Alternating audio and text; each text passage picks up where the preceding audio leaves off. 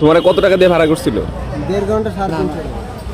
একটু শুরু থেকে বলেন কি হয়েছে, আপনাকে কারা এখানে আনছে? আমাকে হুসনি আলম থেকে ভাড়া করছিল। হ্যাঁ, হ্যাঁ, হ্যাঁ। আমি আপনার ধানমন্ডি 27 থেকে একটা ক্যাব নিয়ে আসছিলাম ওখানে।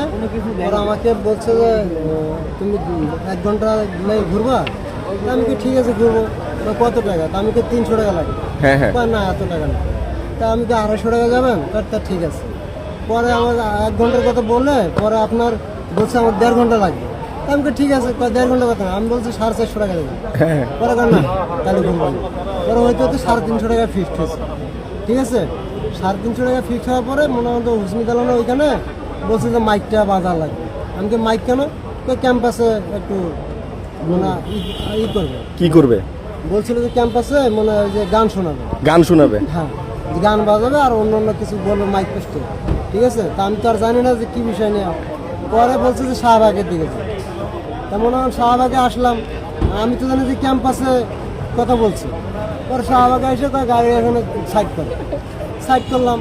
পরে আমার বলে তুমি ওই দিক দূরে যাও।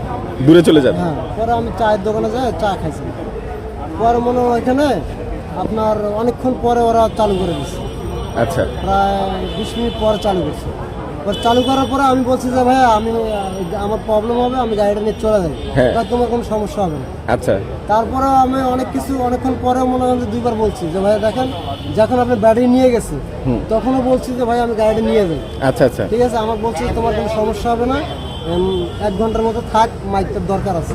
আচ্ছা। ঠিক আছে, পরে মনে হয় ম্যাডামটা উঠে পড়ছে দেখে আমি গাড়ি নিতে পারি না, কিন্তু আমি গাড়ি নিয়ে চলে তোমার টাকা কত হয়েছে এখন?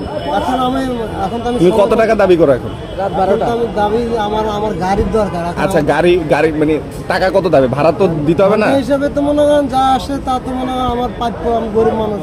ঠিক আছে, যদি দেয় তাহলে তো আমি খুশি, আর না দিলে তো কিছু করার নেই। কত টাকা?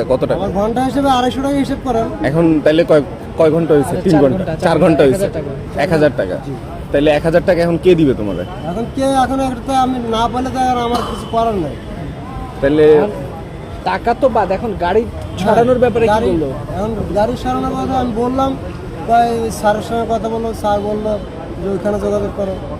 ওনারা কোনো কথা বললো না। এখন যারা ভাড়া নিচ্ছে তাদেরকে পেয়েছেন গাড়ি না, ছাড়ানো? তাদেরকে পাইনি। তারা কি বলতেছে? তাদেরকে পাইনি আমি।